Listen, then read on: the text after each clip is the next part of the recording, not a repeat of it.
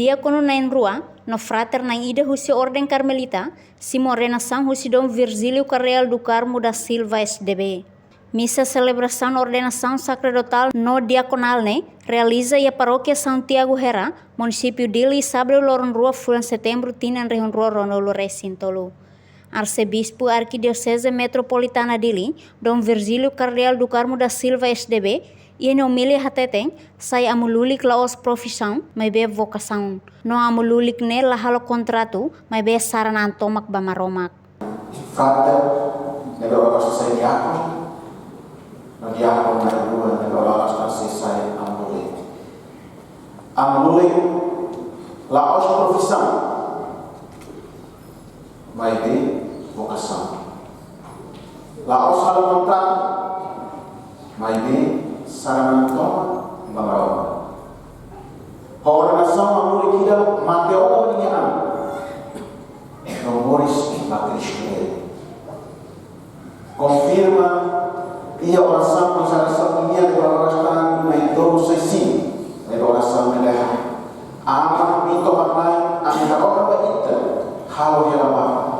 Atau kita ama hilal berhetan dihindari presbiteru sebenarnya. Cardeal dahulu ba Igreja Católica Timor-Leste nemos husuba amululik na enrone be simo ordenação wan hira simo kalis tem que hanoin didiak no banati tur buat nebe se halo ia altar santo tem que moris tur mistério na Jesus niang.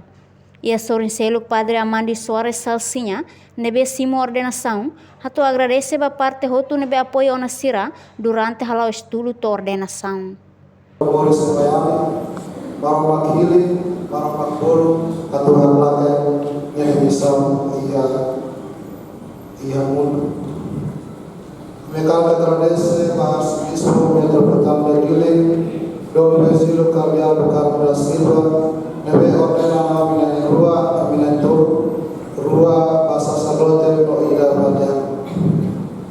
Agradece a provincial Austral Timor-Leste Padre Bruce no Conselho Sira deve cima de pedido por la parte Ordem Carmelita. Ba Vigário Geral do Diocese Dili Mariano Bocol deve marcar presença e a missa.